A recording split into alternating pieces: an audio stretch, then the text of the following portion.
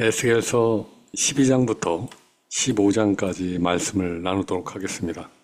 전장에서는 에스겔이 1200km 떨어진 고향 땅 예루살렘에서 그 성전이 너무 타락하였기에 하나님께서 서서히 떠나시는 장면을 목격한, 환상 중에 그 끔찍한 상황을 목격한 에스겔은 이제는 바벨론 포로지에 있다가 하나님께 어떠한 지시를 받습니다. 그 지시는 뭐냐면 바벨론의 예루살렘 침공과 이에 따른 기근과 공포, 그리고 성이 함락될 것과, 그리고 그에 따라서 왕과 백성들이 포로로 끌려가는 그러한 것을 상징적으로 표현하는 그런 퍼포먼스를 하도록 하나님께 지시를 받습니다. 그래서 에스겔은 그에 따라 상징적인 어떤 행위를 하게 됩니다. 즉 시각적인 어떤 연출을 하게 되죠. 그리고 또 하나님께서는 에스겔에게 지시하십니다. 하나님이 제멋대로 거짓 평안을 예언하고, 그리고 부적과 주술로 백성을 속인 거짓 예언자들에게 화가 있을 것을 전하십니다. 그리고 14장에서는 백성 전체가 그 마음속에 자기 욕심과 우상들을 가득 품고 있기에 비록 몇몇 의인들이 있다 할지라도 그들은 심판을 막지 못할 것이라고 예언을 하십니다. 그들이 너무나 그 속에 두 마음을 품고 있기에, 자기 욕심과 우상들을 가득 그 마음속에 품고 있기에, 겉으로는 하나님을 경배하는 것 같지만 속은 우상을 숭배하고 있는 그들, 이 백성 전체가 너무나 썩었기에 의인들이 설사 중보기도를 할지라도 받지 않겠다. 그들은 그들의 의로 구원을 받을 거지만 이들에게는 영향력을 못 미친다, 이렇게 말씀을 하십니다.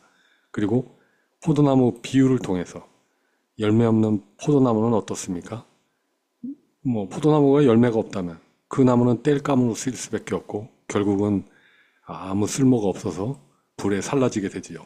이러한 비유를 통해서 하나님께서는 예루살렘이 쓸모 없어진 것을 하나하나 폭로하시면서 심판의 불가피성을 선언하십니다. 전체적으로 보았을 때 거짓 예언자들이 예루살렘으로 곧 돌아갈 것이다. 자, 우리 고향 땅으로 돌아갈 것이다.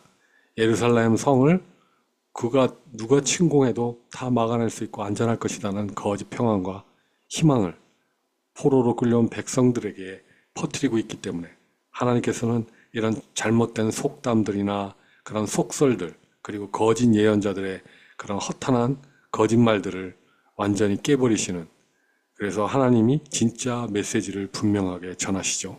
예루살렘 침공으로 인한 바벨론의 예루살렘을 함락할 수밖에 없다라는 것을 분명하게 전하시고, 그리고 이 예언이 있은 후 실제 3, 4년 후에 BC 586년에 이 예언은 성취되면서 예루살렘은 멸망하게 됩니다. 12장 말씀을 보겠습니다. 12장에는 에스겔이 하나님의 지시에 따라 낮에는 이삿짐을 싸고 밤에는 그 짐을 들고 성벽을 뚫어서 자기 손으로 성벽을 뚫은 다음에 밖으로 나아가 마치 포로와 같이 하늘을 보지도 못하고 땅을 보면서 끌려나가는 자처럼 행동을 합니다. 그래서 대체 이게 무슨 일이냐, 왜 이러한 행동을 하느냐라고 백성들이 물었을 때, 그때에 이제 에스겔의 그 뜻을 알려주죠. 에스겔이 내가 왜 이렇게 짐을 싸고 내가 왜 이렇게 벽을 뚫어서 왜 내가 이 하늘을 보지 못하며 이 땅만 쳐다보고 이렇게 성 밖을 걷게 되는지에 대한 설명을 하는데요. 그것은 바로 3차 바벨론 침공이 예루살렘에 있을 것이고, 그에 따라서 시드기야 왕과 백성들은 몰래 밤에 이렇게 구멍을 뚫고 도망가다가, 그러다가 바벨론에게 붙잡혀서 끌려가게 된다. 이것을 알려주기 위해서 백성들한테 이러한 시각적인 연출을 하게 된 것입니다. 그리고 하나님께서는 또 에스겔에게 지시를 하십니다. 너 에스겔은 떨면서 내 식물을 먹고 놀라고 근심하면서 내 물을 마셔라. 이 말씀에 따라 에스겔은 떨면서 식물을 먹고 놀라고 근심하며 자기의 물을 마시게 됩니다. 이것은 무슨 뜻이냐면 유다 백성들에게 임할 심판과 멸망의 공포를 상징적으로 보여주고 있는 것이죠. 사람들이 대체 너 왜 그러냐 했을 때, 유다 백성에게 임할 심판.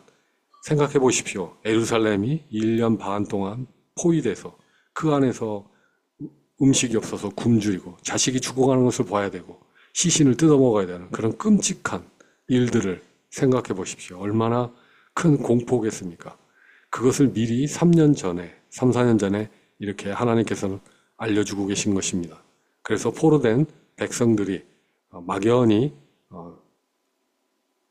예루살렘으로 돌아갈 수 있다라는 그런 희망을 품지 않도록 분명하게 말씀하시고 계시는 것이죠. 22절, 이스라엘 땅에서 사람들이 날이 더디고 모든 묵시가 이루어지지 않는다 하는데 이 속담이 어찌 된 것이냐? 속담이란 무엇입니까? 사람들 사이에 퍼져 있고 뿌리 깊게 이렇게 그 마음속에 담겨 있는 그런 이야기가 아닙니까? 이 이야기는 뭐냐면 하나님의 말씀은, 네가 한 말씀은 먼 훗날의 일이겠지.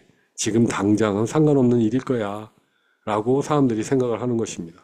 이스라엘 사람들이 생각하기를 하나님이 말씀하시는 그런 종말의 날, 심판의 날은 더디 올 거야. 그리고 그 말씀이 실제로 이루어진 적이 있어? 없지 않느냐?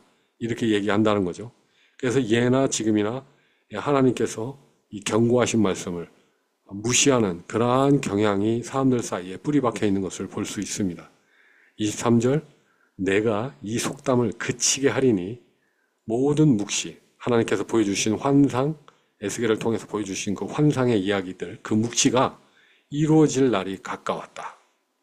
내가 하는 말이 다시는 더디지 아니하고 응하리라. 내가 한 말을 즉시 성취하리라. 이루리라. 이렇게 말씀하시면서 패역한 족속아, 내가 너희 생전에 너희들이 살아있을 때에 이 말을 이룰 것이다 라고 말씀하시며 나 주 여호와의 말이니라 이렇게 말씀을 하십니다. 그럼에도 불구하고 포로로 끌려온 백성들은 이 거짓된 이런 속담에 여전히 붙잡혀 있었죠. 하나님은 이처럼 다양한 방식, 사건을 통해서, 사람을 통해서, 환경을 통해서, 성경 말씀을 통해서 우리에게 말씀을 하시지만 우리는 여전히 이 불신의 시대에 만연한 상식과 돈과 자신의 경험을 더 신뢰하고 있지는 않는지요. 다시 오시겠다고 분명히 주님께서는 약속하셨는데 이 말씀을 내 마음에 품고 있습니까? 다시 오실 주님을 제가 제 마음속에 준비하고 있습니까? 아니면 그냥 흘려보내고 있습니까? 에스겔서 13장을 보시겠습니다. 에스겔서 13장은 이렇게 거짓 예언하는 자들에 대하여 하나님께서 경책하시는 말씀이죠. 자기 마음대로 거짓 평안을 예언하여 백성들을 잘못된 길로 인도하는 거짓 선지자들에게 화가 있음을 분명하게 말씀하시고요.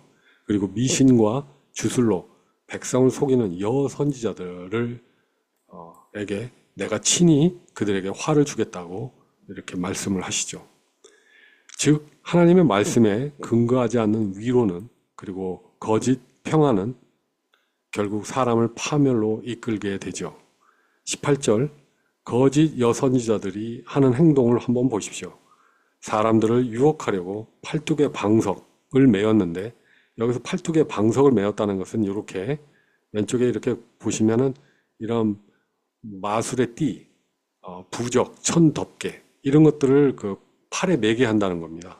그리고 머리에 쓸 온갖 수건, 너울들을 이렇게 여자들이 이렇게 만들어 가지고 이것을 판다는 겁니다. 그래서 이러한 여선지자들은, 이러한 영매들은 화가 있을 것이다. 너희가 어찌해서 내 백성의 생명을 사냥하고 너희는 살려 하느냐. 여기서 보면은 이 여인들은 복채를 받고 이러한 부적을 파는 것을 알 수 있습니다. 예나 지금이나 똑같죠. 부적을 매면 불행에서 보호된다. 그리고 이 수건을 쓰면 사업이 잘 된다 하면서 이렇게 수건도 팔고 이렇게 마술띠도 팔고 부적을 팔고 이런 일들을 하는 것입니다. 이렇게 자기가 먹고 살려고 복채를 받고 부적을 파는 행동은 자기뿐만 아니라 이들을 찾아온 사람들도 더럽히는 것입니다. 하나님께서 더러운 자는, 깨끗하지 못한 자는 받아주실 수 없지 않습니까? 결국 이들은 생명이 사냥당하는 거나 마찬가지인 거죠. 이들로 인해서. 참 이러한 일들을 펼치고 있는 거짓 선지자들, 평안하다 평안하다고 외치고 있는 거짓 선지자들과, 그리고 실제적으로 구체적으로 이렇게 부적을 팔면서 복채를 받고 있는 거짓 여선지자들에 대해서 하나님께서 친히 그들에게 화를 허락하실 것을, 화를 당할 것을 이렇게 말씀해 주시고 계십니다. 오늘날에도 하나님을 의지하기보다 안정된 삶, 사람으로부터의 인정, 물질, 돈, 이런 것들을 우리는 의지하고 있지 않는지요? 에스겔서 14장을 보시겠습니다. 에스겔서 14장에서는 하나님께서 이스라엘 백성들이 그 마음에 이 우상이 가득하고 그 우상을 숭배하고 또 그러한 죄를 용납하지 않으시고 그들에게 심판을 내리시겠다는 선언을 하십니다.